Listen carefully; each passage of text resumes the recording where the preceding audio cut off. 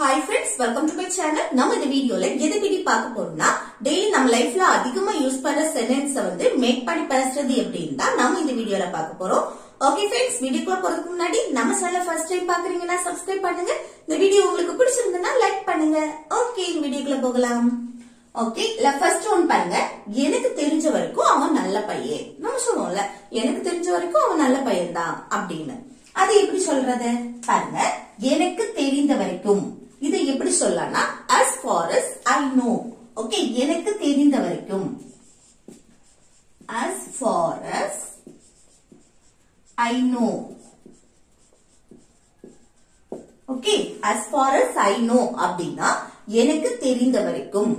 Okay, அடுத்து அவன் நல்ல பையன். ஒருத்தங்களை பற்றி நம்ம சொல்றோம், அவன் நல்ல பையனா இல்ல கெட்ட பையனா, எப்படி என்னவா இருக்கா, எங்க இருக்கா, இந்த மாதிரி நம்ம சொல்லும் போது அங்க பி வெர்ப் தான் யூஸ் பண்ணுவோம், மெயின் வெர்பா. அங்க மெயின் வெர்பு வராது. ஓகே, அப்ப பாருங்க, அவன் நல்ல பையன் நம்ம பிரசன்ட்ல நம்ம சொல்றோம். ஓகே, இப்போ கரண்ட் சிச்சுவேஷன்ல அவன் நல்ல பையன் அந்த மாதிரி சொல்லும் போது நம்ம இங்க வந்து என்ன be verb am is are இந்த மூணுல ஒன்னை யூஸ் பண்ணுவோம். அது சப்ஜெக்ட பொறுத்து. சப்ஜெக்ட் ஹி வந்திருக்கு, சோ இஸ் யூஸ் பண்ணணும்.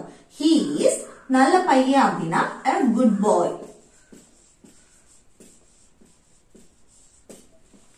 ஓகே, அப்போ எனக்கு தெரிஞ்ச வரைக்கும் அவன் நல்ல பையன் அப்படின்னா as far as I know he is a good boy. Okay, as far as I know he is a good boy. Next, எனக்கு தெரிஞ்ச வரைக்கும் அது உண்மை இல்ல. நம்ம சொல்லல, எனக்கு தெரிஞ்ச வரைக்கும் அது உண்மை கிடையாது அப்படின்னு. அது எப்படி சொல்றது? எனக்கு தெரிந்த வரைக்கும், எனக்கு தெரிஞ்ச வரை அப்படின்னு சொல்லணும்னாலும் as far as I know. அடுத்து அது உண்மை இல்லை, அது உண்மையா பொய்யா இந்த மாதிரி சொல்லும் போதும் நம்ம பி வெர்ப் தான் மெயின் வெர்பா யூஸ் பண்ணுவோம். பாருங்க, அது that is, that is. அடுத்து உண்மை இல்லை நெகட்டிவா பேசுறோம், அப்ப not true. ஓகே, அப்போ எனக்கு தெரிஞ்ச வரைக்கும் அது உண்மை இல்ல அப்படின்னா as far as I know that is not true. Okay, as far as I know that is not true. அடுத்து நெக்ஸ்ட் பாருங்க, என்ன பொறுத்த வரைக்கும் அவன் பொய் சொல்லல. நம்ம சொல்லுவோம்ல, என்ன பொறுத்த வரைக்கும் அவன் பொய் சொல்லல அப்படின்னு.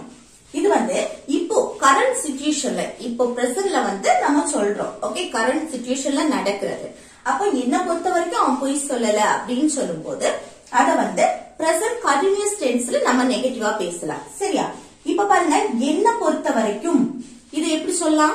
as far as I am concerned. As far as I am concerned.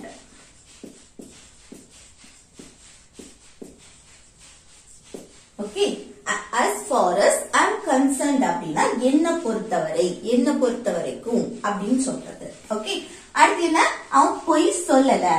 அப்ப பிரசன்ட் கண்டினியூஸ் டென்ஸ்ல நம்ம நெகட்டிவா பேசுறோம். அவன் சப்ஜெக்ட் ஹி, அடுத்து என்ன வரணும்? இஸ் பி வெர்ப் வரும். அடுத்து நெகட்டிவா பேசுறதுனால நாட் போட்டுட்டு வெர்ப் கூட ஐஎன்ஜி சேர்த்து பேசும். அப்போ பொய் சொல்றது லை கூட என்ன சேர்த்து பேசும்? ஐஎன்ஜி. அப்போ லையிங். ஓகே, அப்போ என்ன பொறுத்த வரைக்கும் அவன் பொய் சொல்லல அப்படின்னா as far as I am concerned he is not lying. Okay, as far as I am concerned he is not lying. இது எனக்கு தெரிந்த வரைக்கும் அப்படின்னா as far as I know. Okay, இதே இதுல நம்ம வந்து என்ன பொறுத்த வரைக்கும் அவன் பொய் சொல்லல அப்படின்னு இத வந்து கரண்ட் சிச்சுவேஷன்ல நம்ம நெகட்டிவா பேசியிருப்போம். இதே இது பாஸ்ட் முடிஞ்சு போனதை பற்றி நம்ம இப்ப சொல்றோம் அப்படின்னா அத வந்து சிம்பிள் பாஸ்ட் டென்ஸ்ல நம்ம சொல்லலாம். ஓகே, சிச்சுவேஷனுக்கு ஏற்றபடி சேஞ்ச் ஆகும். இப்ப நம்ம கண்டினியூ, இப்போ கரண்ட் சிச்சுவேஷன்ல நம்ம இப்படி சொல்லிட்டு இருக்கோம் அப்படின்னா இத வந்து பிரசன்ட் கண்டினியூஸ் டென்ஸ்ல நம்ம நெகட்டிவா பேசிருக்கோம். இதே இது நம்ம வந்து பாஸ்ட் முடிஞ்சு போனதை பற்றி நம்ம இப்ப சொல்றோம் அப்படின்னா அத வந்து சிம்பிள் பாஸ்ட் டென்ஸ்ல நெகட்டிவா பேசலாம். அது எப்படி பேசுறது பாருங்க, சேம் இதுதான் as far as I am concerned. அடுத்து இங்க என்ன வரணும்? சிம்பிள் பாஸ்ட் டென்ஸ் படி ஃபர்ஸ்ட் சப்ஜெக்ட் தான் he. அடுத்து என்ன வரணும்? didn't. நெகட்டிவா தானே பேசுறோம், சோ didn't. அடுத்து என்னது? verb வரும். verb என்ன? பொய் சொல்றது, பொய் சொல்றதுக்கு லை. ஓகே, இப்படிதான் எழுதணும் சிம்பிள் பாஸ்ட் டென்ஸ் படி. இதே இது பொதுவா அவர் பொய் சொல்ல மாட்டாரு, பொதுவாவே அவர் நேர்மையானவர், இந்த மாதிரி நம்ம பொதுவா அவருக்கு இப்படி சொல்லணும் அப்படின்னு சொன்னா அத சிம்பிள் பிரசன்ட் டென்ஸ்ல நம்ம நெகட்டிவாவும் பேசலாம். ஓகே, அந்த சிச்சுவேஷன் ஏற்றபடி நம்ம மாத்தோம். அப்போ அதுவும் சேம் தான். as far as I am concerned. at இங்க என்ன வரும்? he. இங்க என்ன வருது? don't இல்லனா doesn't சேர்ப்போம். இங்க subject he வந்திருக்கனால doesn't.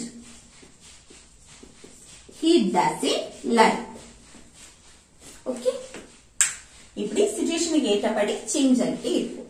இப்படி உங்களுக்கு எந்த அர்த்தத்துல சொல்றீங்களோ அதுபடி நீங்க பேசிக்கலாம். சரியா? அடுத்து நெக்ஸ்ட் பாருங்க. எனக்கு தெரிஞ்ச வரைக்கும் மீரா திருமணமானவள். நம்ம சொல்லுவோம்ல, எனக்கு தெரிஞ்ச வரைக்கும் அவளுக்கு மேரேஜ் ஆயிடுச்சு அப்படின்னு சொல்லிட்டு, மேரேஜ் ஆனவா அப்படின்னு. அப்போ இது எப்படி சொல்லலாம் பாருங்க. எனக்கு தெரிந்த வரைக்கும் அப்படின்னா என்ன? as far as I know. எனக்கு தெரிந்த வரைக்கும். ஓகே, மீரா திருமணமானவள். அப்போ அவளை பற்றி நம்ம சொல்றோம். ஓகே, அப்ப இங்க என்னது? பி verb தான் மெயின் verb-ஆ வரும். Meera is married. Meera is married. அப்போ எனக்கு தெரிஞ்ச வரைக்கும் மீரா திருமணமானவள் அப்படின்னு சொல்லும்போது as far as I know Meera is married. Next பாருங்க. நான் பஸ் ஸ்டாப் வரை நடந்தேன். நம்ம சொல்லுவோம்ல, நான் பஸ் ஸ்டாப் வரைக்கும் நடந்தேன் அப்படின்னு. அது எப்படி சொல்லலாம் பாருங்க. ஒரு டிஸ்டன்ஸ்ல நம்ம சொல்லும் போது, ஒரு குறிப்பிட்ட தூரத்தை பற்றி நம்ம சொல்ற இடத்துல அந்த வரை அதுக்கு as far as யூஸ் பண்ணுவோம். நம்ம ஆல்ரெடி பார்த்திருக்கோம். அந்த வரை, வரைக்கும் அப்படின்னு சொல்லும் போது ஒரு டைம் பீரியட மென்ஷன் பண்ணும்போது, இப்போ 9 மணி வரைக்கும், 10 மணி வரைக்கும், இந்த மாதிரி அடுத்த வாரம் வரைக்கும், இப்படி ஒரு காலத்தை நம்ம மென்ஷன் பண்ணி பேசும்போது அங்க until இல்லனா till யூஸ் பண்ணி பேசணும். இது ஒரு டிஸ்டன்ஸ், தூரத்தை பற்றி நம்ம குறிப்பிடும் போது நம்ம சொல்லுவோம்ல, சவுண்ட் ரோடு வரைக்கும் கேக்குது இந்த மாதிரி. அப்ப சவுண்ட் இங்கிட்டு அந்த டிஸ்டன்ஸ், தூரத்தை நம்ம மென்ஷன் பண்ணி சொல்றோம். இப்படி ஒரு தூரத்தை நம்ம மென்ஷன் பண்ணி சொல்லும் போது அந்த வரை, வரைக்கும் அப்படின்னு சொன்னா அங்க as far as மட்டும் யூஸ் பண்ணணும். ஓகே, இப்ப பாருங்க. நான் பஸ் ஸ்டாப் வரைக்கும் நடந்தேன் அப்படின்னா நடந்தேன், பாஸ்ட் முடிஞ்சு போனதை பற்றி பேசுறோம். அப்ப என்ன? சிம்பிள் பாஸ்ட் டென்ஸ் படி ஃபர்ஸ்ட் சப்ஜெக்ட் ஆயி அடுத்து நடக்கிறதுக்கு walk. அதோட பாஸ்ட் ஃபார்ம் என்ன? walked. Okay, I walked. நான் நடந்தேன். எங்க? பஸ் ஸ்டாப் வரைக்கும். அப்ப அந்த வரை அதுக்கு as far as. அடுத்து பஸ் ஸ்டாப், பஸ் ஸ்டாப்புக்கு பஸ் ஸ்டாப்.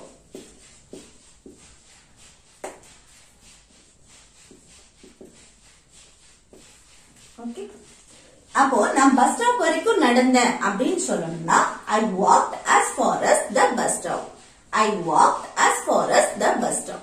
ஓகே, நெக்ஸ்ட் பாருங்க. எனக்கு தெரிஞ்ச வரைக்கும் அவ இங்கதான் எங்கேயோ வசிக்கிறா. நம்ம சொல்லுவோம்ல, எனக்கு தெரிஞ்ச வரைக்கும் அவ இங்கதான் எங்கேயோ வசிக்கிறா அப்படின்னு. அது எப்படி சொல்றது பாருங்க. எனக்கு தெரிந்த வரைக்கும் இது எப்படி சொல்லலாம்? as far as I know.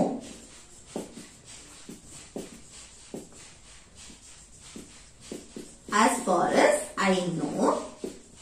அடுத்து அவ இங்கதான் எங்கேயோ வசிக்கிறா, வசிக்கிறாள். பிரசன்ட்ல நம்ம சொல்றோம்.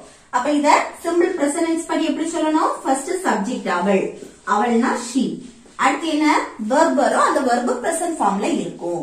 அப்போ வசிக்கிறதுக்கு இங்கிலீஷ்ல என்னது? live. live. அது கூட என்ன சேர்க்கணும்? yes சேர்த்து பேசணும்.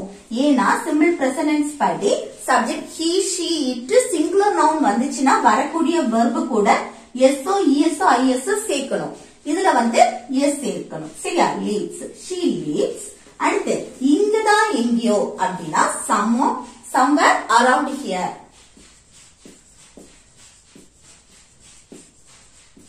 somewhere around here. ஓகே, அப்போ எனக்கு தெரிஞ்ச வரைக்கும் அவ இங்கதான் எங்கேயோ வசிக்கிறா அப்படின்னா as far as I know she lives somewhere around here. Okay, as far as I know, she lives somewhere around here. Okay.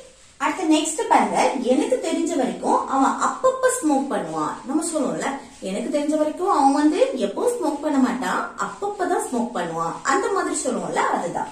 Okay, அப்ப எனக்கு தெரிந்த வரைக்கும் அது எப்படி சொல்லலாம்? as far as I know. as far as I know. அடுத்து அவன் அப்பப்ப ஸ்மோக் பண்ணுவான். அப்பப்ப நடக்கக்கூடிய விஷயத்தை வந்து நம்ம சிம்பிள் பிரசன்ட் டென்ஸ்ல சொல்லலாம். சோ சிம்பிள் பிரசன்ட் டென்ஸ் படி எப்படி எழுதணும்? ஃபர்ஸ்ட் சப்ஜெக்ட் அவன், he. அடுத்து என்ன? verb வரும். verb எது? ஸ்மோக் பண்றது. கூட என்ன சேர்க்கணும்? எஸ்ஓ, இஎஸ்ஓ, ஐஎஸ்ஓ சேர்க்கணும். இங்க வந்து எஸ் சேர்க்கணும். ஓகே, சப்ஜெக்ட பொறுத்து தான் இங்க சேர்க்கணும். சரியா? Subject he, she, it singular noun வந்தா மட்டும்தான் இங்க வந்து verb கூட எஸ்ஓ, இஎஸ்ஓ, ஐஎஸ்ஓ சேர்க்கணும். இதுல வந்து லாஸ்ட் ஈல முடியுது. சோ எஸ் சேர்த்தா போதும். he smokes. அடுத்து அப்பப்ப அப்படின்னா now and then.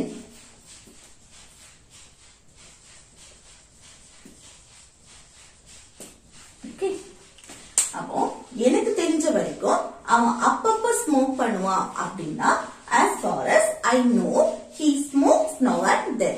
Okay, next பாருங்க, நல்ல படித்த போதிலும் அவன் தேர்வில் தோல்வி அடைந்தான். இது எப்படி சொல்லலாம்? நல்லா படித்த போதிலும் நம்ம சொல்லுவோம்ல, இருந்தாலும், இருந்த போதிலும் அப்படின்னு சொல்லுவோம்ல, அதுதான். அந்த இருந்தாலும், இருந்த போதிலும் அப்படின்னு சொல்லும் போது அங்க என்ன செய்வோம்? in spite of.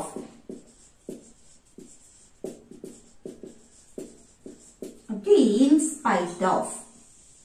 இந்த இருந்தாலும், இருந்த போதிலும், நான் அவன் நல்லா படிச்ச போதிலும் அவன் தேர்வில் தோல்வி அடைந்தான். ஓகே, அப்போ இது எப்படி சொல்றதுன்னா, இந்த in spite of அதுக்கு அடுத்து வந்து verb வந்துச்சுன்னா, மெயின் verb வந்துச்சுன்னா verb கூட ing சேர்த்து பேசுவோம். மற்ற இதுல வந்து என்னன்னா, இது கூட சப்ஜெக்ட் எதுவுமே வராது. ஒன்லி இது கூட verb வரும். இல்லைன்னு சொன்னா noun வரும். இப்போ in spite of plus noun, இதுக்கு கூட noun இல்லைன்னா verb கூட ing சேர்த்து பேசுவோம். அதுக்கு அடுத்ததான் ஒரு முழு சென்டென்ஸ் இருக்கும். ஓகே, புரியுதா? இனி எக்ஸாம்பிள் பார்க்கும்போது உங்களுக்கு புரியும். சரியா? நல்லா படித்த போதிலும், அப்போ அந்த படித்த போதிலும் அதுக்கு in spite of. Okay, in spite of. அடுத்து நல்ல படித்த போதிலும் verb என்ன? படிக்கிறது. படிக்கிறதுக்கு இங்கிலீஷ்ல என்னது? ஸ்டடி. கூட என்ன சேர்த்து பேசுவோம்? ing. ஜெரவுண்ட் ஃபார்ம்ல தான் இருக்கும். ஜெரவுண்ட்னாலே verb கூட ing சேர்த்து பேசுறது. ஜெரவுண்ட். அடுத்து நல்லா, நல்லானா well. ஓகே, அப்போ in spite of இதுக்கு அடுத்து வந்து ஒன்லி verb-ஆ இருக்கும், இல்லைன்னா noun-ஆ இருக்கும். சரியா? அடுத்துதான் ஒரு முழு சென்டென்ஸ் வரும். முழு சென்டென்ஸ் என்ன? அவன் தேர்வில் தோல்வி அடைந்தான். அதுதான் அதுக்கு அடுத்து ஃபுல் சென்டென்ஸா வரும். அடுத்து இன்னொன்னு என்னன்னா, இந்த in spite of இதுக்கு பதிலா despite போடலாம். Okay, despite.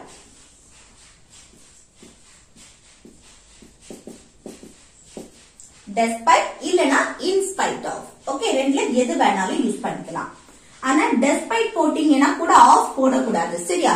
in spite of அது அவனும் ஒரே word. Okay, in spite of studying well இல்லனா despite studying well, இந்த மாதிரி சொல்லணும். அடுத்து ஒரு முழு சென்டென்ஸ் இருக்கணும். முழு சென்டென்ஸ் என்ன? அவன் தேர்வில் தோல்வி அடைந்தான். past tense. ஓகே, அப்ப past tense படி எப்படி எழுதணும்? ஃபர்ஸ்ட் சப்ஜெக்ட் அவன், அவன்னா he. அடுத்து என்ன வரணும்? verb வரும். verb என்ன ஃபார்ம்ல இருக்கும்? பாஸ்ட் ஃபார்ம்ல இருக்கும். தேர்வில் தோல்வி அடைகிறது. தோல்வினா ஃபெயில் ஆகிறது. அப்போ failed. Okay, he failed. அடுத்து exam, the exam.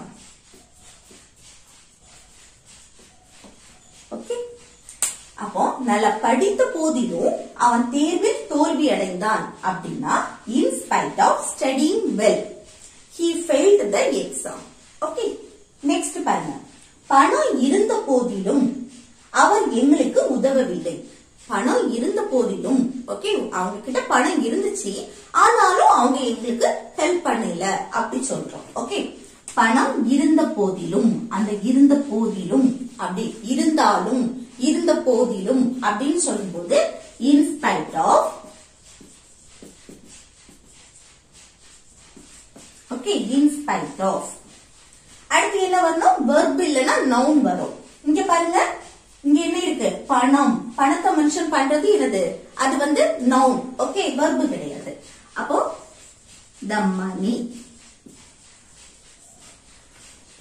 In spite of the money. அடுத்து என்ன வரணும்? ஒரு முழு சென்டென்ஸ். என்ன? அவர் எங்களுக்கு உதவவில்லை, அவர் எங்களுக்கு ஹெல்ப் பண்ணல அப்படின்னு. அப்போ சிம்பிள் பாஸ்ட் டென்ஸ் முடிஞ்சு போனதை பத்தி தான் நம்ம பேசுறோம். அப்ப என்ன? சிம்பிள் பாஸ்ட் டென்ஸ் படி எப்படி எழுதணும்? ஃபர்ஸ்ட் அவர் சப்ஜெக்ட் he. அடுத்து என்ன? didn't உதவவில்லை, நெகட்டிவ்ல பேசுறோம். அப்போ didn't. verb என்ன? உதவுறது. அப்போ help. didn't help அப்படின்னா உதவவில்லை. ஓகே, அடுத்து யாருக்கு? எங்களுக்கு. எங்களுக்குன்னா us. ஓகே, அப்போ பணம் இருந்த போதிலும் அவர் எங்களுக்கு உதவவில்லை அப்படின்னா in spite of the money he didn't help us. Okay, எங்களுக்கு அப்படின்னு சொல்லும்போது us. சரியா? அப்ப in spite of the money he didn't help us. Okay, அடுத்து நெக்ஸ்ட் பாருங்க, இந்த ரெண்டுமே ஹோம்வொர்க். எனக்கு தெரிஞ்ச வரைக்கும் அவர்களிடம் 2 கார்கள் இருக்கு. நம்ம சொல்லுவோம்ல, எனக்கு தெரிஞ்ச வரைக்கும் அவங்க கிட்ட 2 கார் இருக்கு அப்படின்னு. அது எப்படி சொல்லலாம்? அது எப்படி சொல்லலாம்னு கமெண்ட் பாக்ஸ்ல கமெண்ட் பண்ணுங்க.